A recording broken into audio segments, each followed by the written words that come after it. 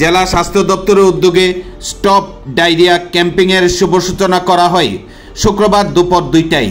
জানা যায় সিপাহীজলা জেলা স্বাস্থ্য দপ্তরের উদ্যোগে 1 জুলাই থেকে 1 আগস্ট পর্যন্ত স্টপ ডায়রিয়া ক্যাম্পিংয়ের শুভ সূচনা করা হয় শুক্রবার দুপুরে জেলা সিএমও অফিসে।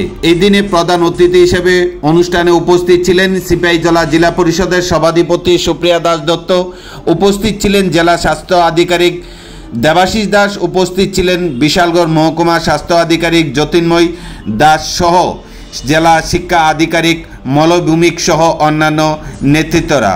এই দিনে প্রদীপ প্রজ্বলনের মাধ্যমে উক্ত অনুষ্ঠানের শুভ সূচনা করেন উপস্থিত অতিথিরা।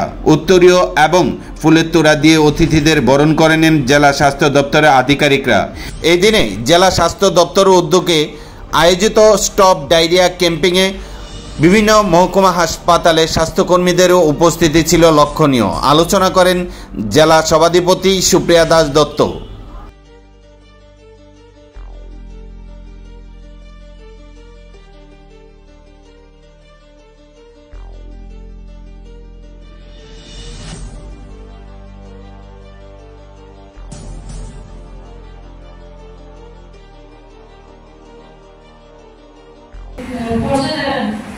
একটা ক্যাম্পেইন শুরু হয়েছে, তারপর বর্ষা সিজন এখন দেখুন